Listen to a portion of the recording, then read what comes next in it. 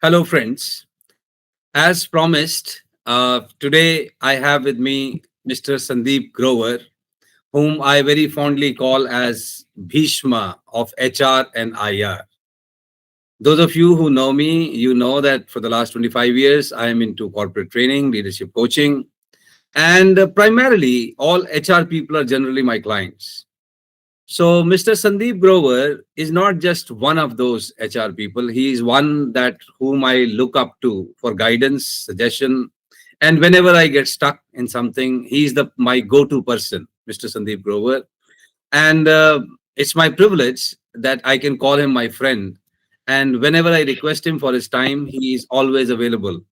So this time, many of the people in my program, after this new labor codes, were asking a lot of questions about the labor codes, and as you all know me, I had no clue about these new labor codes. I could give them information by reading here and there, but that would not be a justifiable response. So I thought, let me request Mr. Grover to throw some light on this new labor codes, and for that I am very happy that he has consented to give his time and share his valuable inputs on the new labor codes.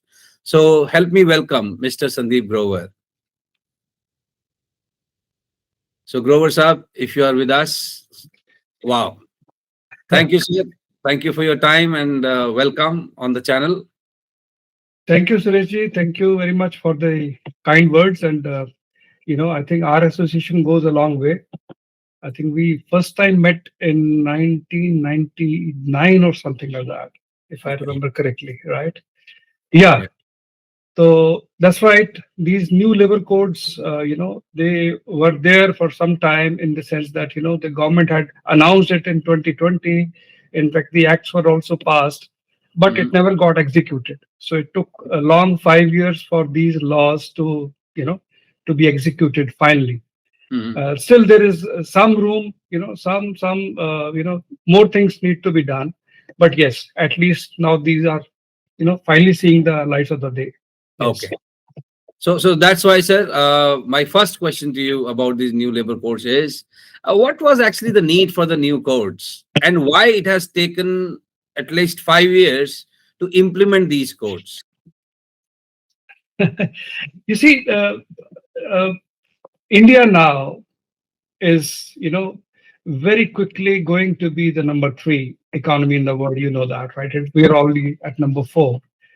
Now, having said that, it is actually, not the right thing to talk about labor laws which date to 1923, 1930, 1948, and I'm just counting some of the major laws. For example, the Trade Union Act was sometime in 1930, if I remember correctly, right?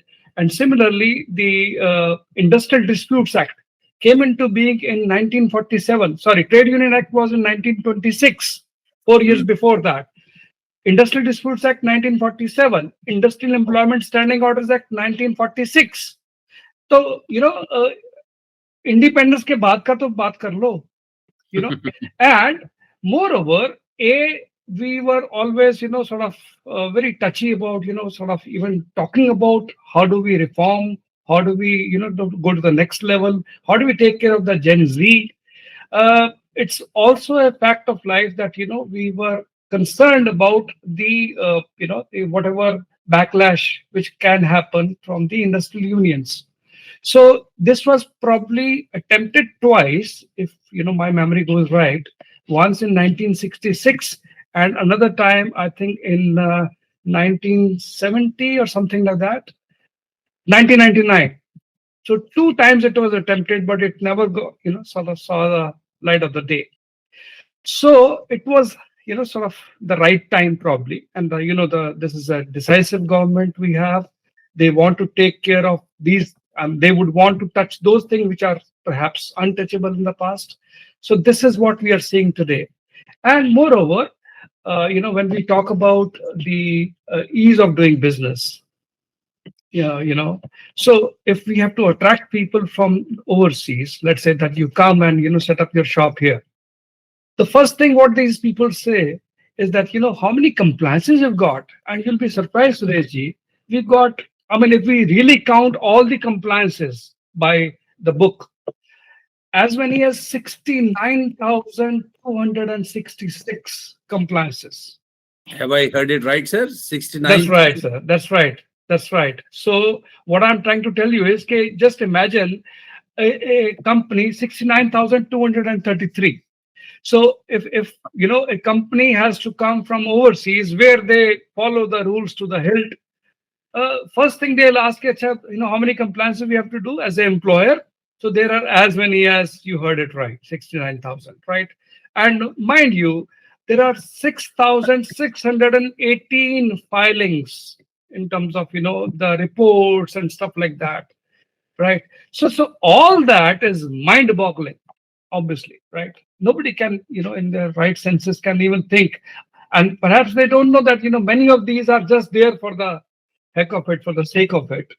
But when they talk about it, okay, my God, 69,000, and and so many licenses and stuff like that. So this has been done very late. I must say that this should have been done long back when we started the economic reforms, but it's better late than never. You know. Yeah. Yeah, at least somebody is trying to implement it now. That's right. That's right. But if I have to say, I must say that still lots need to be done. I'm sure. What we have done is we have just consolidated the things. So what we have done is there are some 29 acts, which has been subsumed into these four codes, right? Okay. And there are some 1,232 sections which were there earlier. All Okay. those 29 acts put Hmm. together, now they have been reduced to 470, right? Okay. Okay. So they have tried to do their bit. Okay. And perhaps I can also talk about it that, they're also testing waters, how Mhm. the reactions come, For Yeah. example, you would have heard that, some trade unions have already called for some, agitation or something, Yeah. because some of the things in this, which we'll talk about in detail, are not to their liking. So stuff like that. Yes. Okay. All right. So that brings me to my next question, sir. A very commonly asked question about ESIC. Is Hmm. ESIC now applicable everywhere? You see, ESI was one act earlier, which was declared by way of a notification, Hmm. right? In terms of the, okay, let's say, presume for a second, Bhiwadi. So Bhiwadi, they had some industries which came up. There was an industrial area. So then ESI decided that, okay, this area is notified, right? So they'll issue a notification that this area is notified. The municipal, committee area of Bhiwadi is notified as area for ESI. And they will have their establishment there. They'll have a local office. They'll have some dispensaries. They'll have a hospital. And by virtue of that, all those units which get covered by virtue of ESI will be, sort of the employees of that. I mean, the workers, those who are in the salary range of, I think the range is 21,000 now, 21,000 up to 21,000, they get covered, right? Now they have done away with that. Now it is no longer, nobody has to wait for the notification, Mm. right? It is by virtue of that, okay, wherever the industries are there, if it is more than 10 people or 10 workers, even if it is one worker for a hazardous industry, it gets covered by ESI. But we'll Okay. have to wait for the rules to come as to how exactly. For example, there are certain places, for example, I know Anjar, where I'm associated with Welspun, where there is a large a number of people who are there. We've got close to 20,000 workers in one campus, right? ESI is not there. Just Mm. imagine, ESI is not there. It never got notified. So now, hopefully, they will have the ESI, and by virtue of that, they should have some facilities also. Because Okay. unless until the facilities are there, the workers will contribute, and so would the employer would. But there are no, sort of facilities. It doesn't make sense. So I'm sure first they will have to build some facilities, or they will have to tie up with some local hospitals. Then they will do it. But yes, as per the law is concerned, the ESI is no longer, based on a notification. Wonderful. Good to know that, sir. And sir, what about this FTE that I'm hearing now? This new type of employment.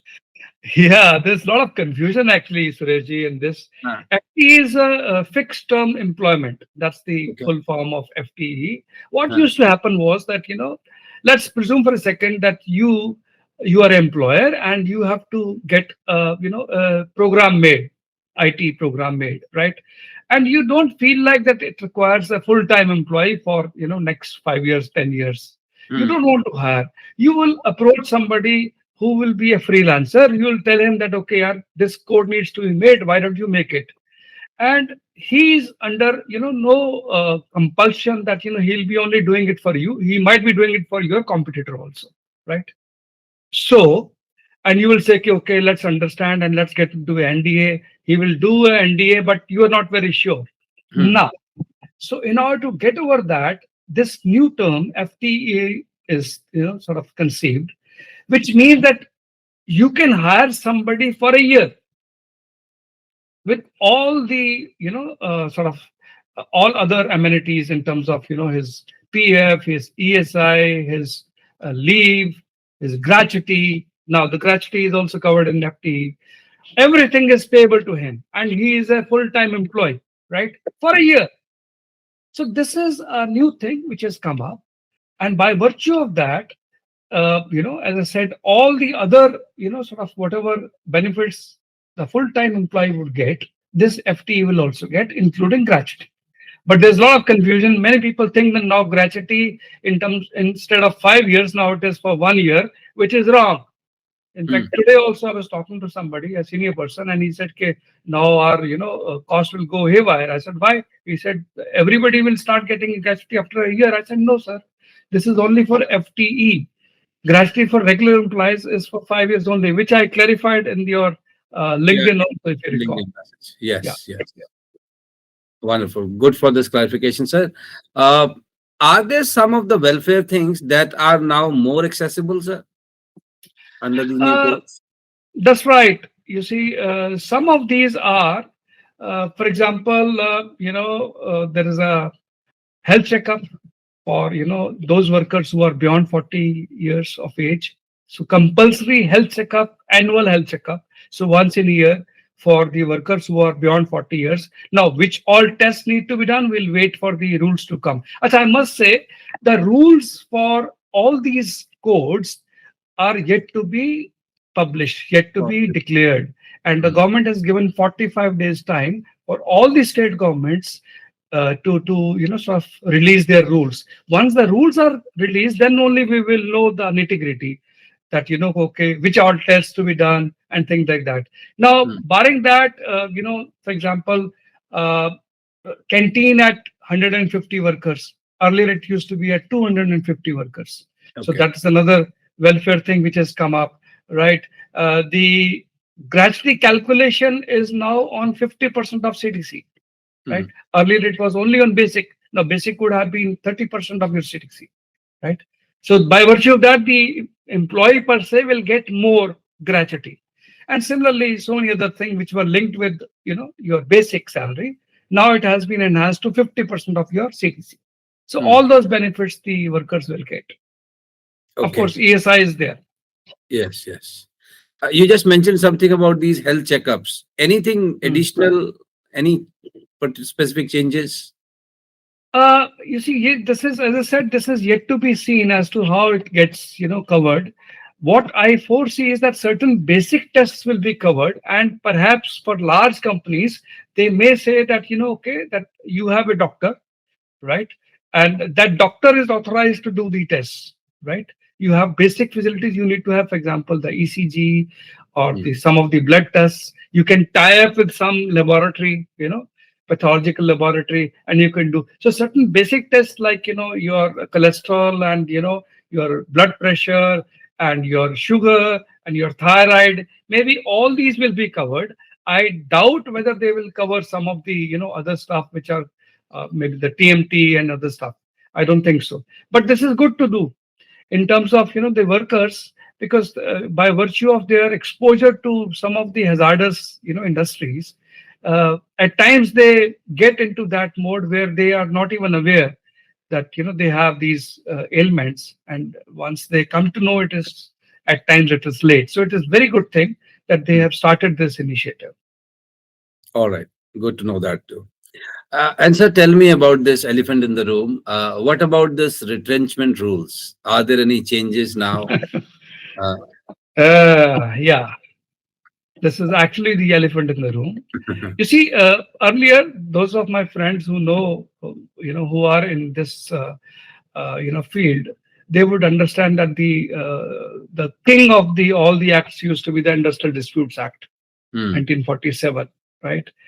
And I recall we used to, always keep a book by Mr. P.L. Malik, Industrial Laws. hmm, It used to be this thick, and it used to be more of a fad that you have to have that book in your room if you are a you know HR and IR guy. If you don't have that book, that something is missing. So even if I don't know anything about that book, I'll keep it. It's like that. all right. But in that book, if you don't know any other thing, it is fine. If you don't know anything about Industrial Disputes Act, that you don't require to be there, right? You don't deserve to be there. So in the Industrial Disputes Act, there was a chapter called Chapter 5B.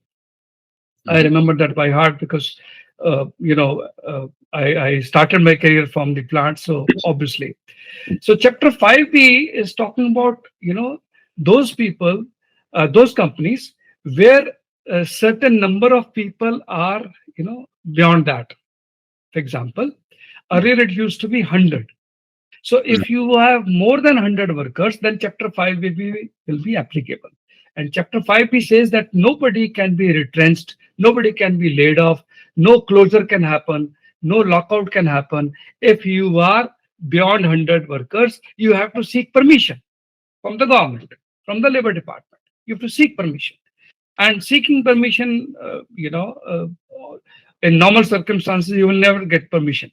mhm, No labor department would like to give you permission कि हाँ ठीक है जी आप lay off mhm, कर दो आप retrench कर दो. Nobody will do that. mhm. So it was as good as that you cannot do, right? Right. So chapter 5B was applicable, as I said, for 100. And then some of these states, they made their own amendments. For example, Gujarat, I know. For example, Haryana, I know. For example, Maharashtra, I remember. They made it from 100 to 300. That as long as you've got 300 people or more, then you cannot do the retrenchment or layoff or lockout or closure. If it is below that, then you can do it by informing. You just inform, you don't seek permission, right? Now, that has been made uniform 300. Okay. So now, anybody, any company, anywhere in the country, if they are less than 300, they can do retrenchment. Of course, there will be rules which will be made, as I said, how you can do the retrenchment. For example, the LIFO will be in force, last in, first out. For example, you have to have naturally some reason, solid reason as to why you're doing it, which can be, obviously challenged in the court of law. So all that will happen, but we have to wait for the rules. But yes, that is the perhaps biggest bone of contention with the trade unions, that they are Mhm, saying that now this 100 has been increased to 300 mhm. across the country, which earlier it was for some of the states. All right. So I'm keeping my fingers crossed so that this new rule is being accepted by all, I guess. This will be a Yeah, big bone of contention, I believe. Let's see this how would be, this would be, how this government would be. handles it. Yeah, yeah, yeah, yeah. And now tell me, sir, from the employer side, what do you think is the biggest financial impact of these codes on employers? Uh, you see, the biggest thing is this 50% rule.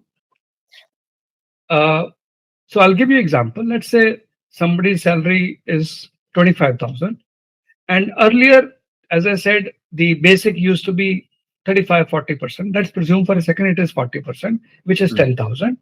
So 10,000 is basic. Let's say 2,000 is the DA, to 12,000, and balance 13,000 would be HRA, traveling allowance, special allowance, and stuff like that. Now, why would an employer do that? Because they have to do all the statutory compliance on the basic and DA, right? mm, So, for practical purposes, they would pay PF of 12% on 12,000 rupees. Now, what the rules have been done, they say, can he 25,000 if you're CTC, then 50% of that has to be necessarily the wage. Now they're calling it the wage for workers. right? So anything and everything would be sort of calculated on that 50%. So earlier, if it was 35%, now it is 50%. So all the retirals, for example, PF, 12%, for example, the administration charges, for example, the ESI, I think it is 3.75%. For example, the gratuity, which is 4.61%. So all these are now going to be calculated on the 50% of the total CDC. So by virtue of that, the sort of the employer's contribution would be enhanced. Obviously, first, if let's presume for a second, if the total contribution is 25% of the earlier Mm. 35% basic, now it is 25% of 50%. So Okay. that quantum, and if it is a large company, it will be in crores annually, right? So that's a major thing. And now on the other side of the coin, the workers will have lesser take home. Mm. So their PF, their whatever little contribution, 0.75% of the ESI would also be reduced. So Mm. that is something also they which and I have seen workers at that level, when they're just beginning their career, they don't want to have lesser take home. Yeah. They don't know about PF. They say we don't know sir, हमें नहीं पता PF का मिलना नहीं मिलना Right. और मेरी take home कम हो गई. So Mm. that is going to be a real challenge for the employers, especially those who are hiring large number at the entry level, minimum wage level. So Okay. they're going to have a major issue. So Interesting. biggest thing is this, and then canteen. Uh, you Mm. know, uh, Canteen. If you're going to start at 150 workers, earlier it was 250. Then health checkup, that also is cost, Yeah. right? Gratuity calculation we have spoken more. Another thing is which now I have not seen anybody talking about is there is another fund which is hidden somewhere in the new codes that is called reskilling fund.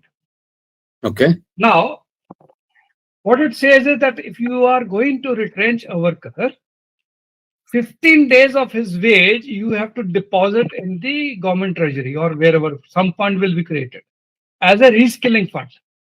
Oh. Now, thought behind this is that those people who are going to be retrenched, the government should provide them some other skill. Mm. So the government should be doing their reskilling. So those 15 days per person would be sort of a corpus which will be sort of collected at some place, maybe at the state level, maybe at the central level. We don't know yet.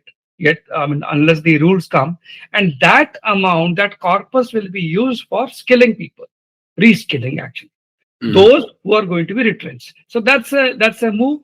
I think it's a good move.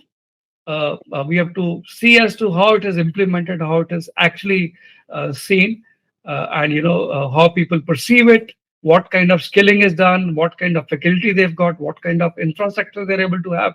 Do they tie up with institutes who are existing at the moment, or they have their separate sort of setup? We don't know.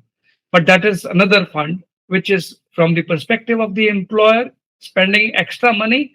These are the things. Okay. Right. Thank you for that explanation. And sir, somebody was asking me, they have sent this question to me that can individual workers now approach the labor court or these industrial tribunal directly? First and foremost, labor courts are history now. Okay. In the new code, in the new IR code, there are no labor courts. It Okay. is only industrial tribunal and national industrial tribunal. So labor court का concept निकल गया है. It's no Okay. longer prevalent now. The industrial tribunal, and that also they have decided that it will be comprising of only two members, one judicial member, one administrative member. And NIT or National Industrial Tribunal is such which are, for example, if there's a dispute which is involving two or more states, right? And if it is a dispute which is of a national importance, then it will be referred to NIT. So they have tried to clarify that. Now, to your question, if can the aggrieved worker directly approach the industrial tribunal? Yes. Now there's a provision. Earlier, for example, the worker would go to a conciliation officer. The conciliation officer will call the employer, and maybe 5 or 6 dates, they will try to persuade the employer to do conciliation. Conciliation क्या है? सुलह सफाई. तो आप, you have some compromise, some conciliation, you do it. mm, They don't have any judicial powers to, sort of say or force the employer to do something. They can only sort of suggest or request that you do conciliation. Once they are able to do it, once the employer and the employee, they don't come to a common, sort of, understanding, then the conciliation level is supposed to refer that to the labor commissioner, and then the labor commissioner will refer that to a labor court. So it mm, used to take a lot of time, right? For example, you know how the government offices work. At times, 6 months to a year would take from the day the conciliation officer would send the recommendation to the labor commissioner, and by when the labor court will be hearing the first day, at least 2 years will pass. Now those 2 years or whatever time is reduced to 45 days. So the aggrieved worker, within the 45 days of, if he is not satisfied with the, proceedings with the conciliation officer, he can directly approach the industrial tribunal. tribunal. So that is, and but as I said, we are yet to see the rules as to what kind of things will be, how the industrial tribunal will take it, what dates to be given. Are they bound to take any and every case? Are they bound to be sort of scrutinizing that? So all that will be decided. But yes, to start with, I think this is from the workers' perspective, this is a good move, that at least they have the next level of judiciary to which is available to them. Okay. Thank you for that clarification, sir. And just one last question, I guess, sir, as a professional, as a veteran, what do you think should be the next steps now? Now that it has been implemented, finally, hopefully it will be implemented after the 45 days, right? So, what do you think should be the next steps now, sir? Uh, First and foremost, I must say that this has been implemented now. And in fact, I was hearing the Joint Secretary of Labor the other day on TV, some channel, Hmm. where he said very clearly that those acts where the rules do not have any say, major say, the Mhm. rules to be decided by the state governments, they are implemented from 21st of November already, Okay. right? Now, only those where rules have some say, right, which are decisive in some manner, as and when the rules will be implemented, the act will start getting executed, right? So that is number one. So it is not that one has to wait for 45 days only, because somebody was telling me that the Gujarat government, they're ready with their rules and they'll be implementing in the next 10 days. Why I'm saying that? Because this, if you remember, these codes came into light in 2020, Right. right? Yes. I So do. 5 साल तो पहले हो गए बस.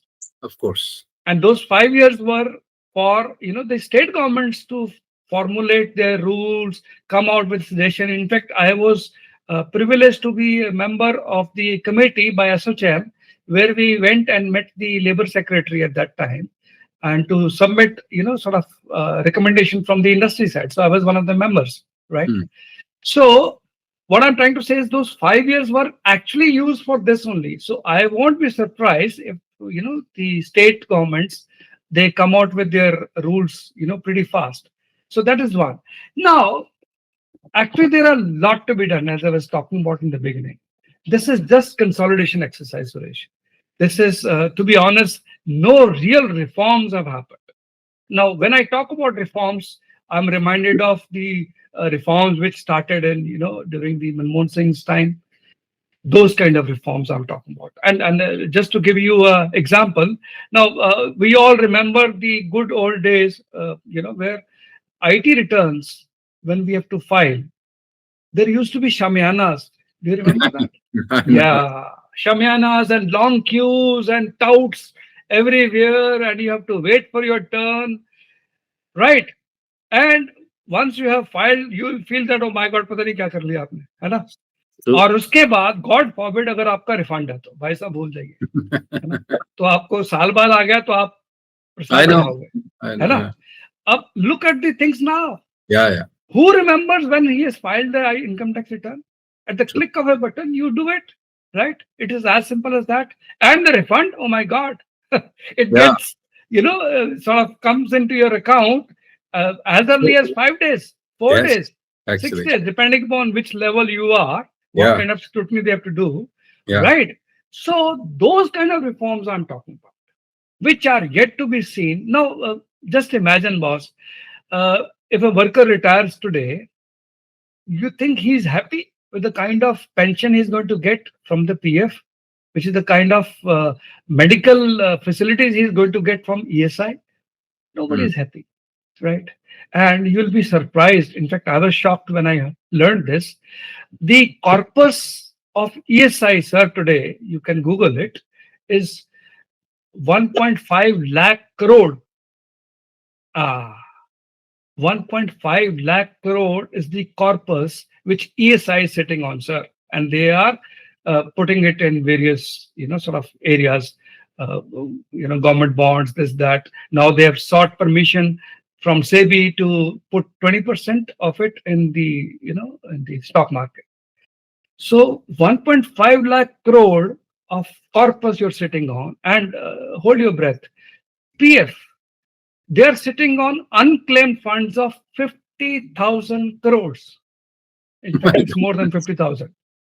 Now, boss, unclaimed in our, those accounts And which are not operative. Now, if you put both these figures together, sir, you are sitting on a corpus of 2 lakh crore that worth good. of funds, and I'm sure there'll be so many other funds. Welfare fund example. I remember when I used to be in the plants, there were some किसी की salary अगर नहीं pay हुई है, somebody's not come for full and final, you are supposed to deposit that fund into welfare fund. Mm. Those funds will be thousands or hundreds of crores. Now all that money should be put to good use. Why can't we enhance the pension? Why can't we enhance the medical facilities which are available in the rest of the world? So all those reforms need to be there.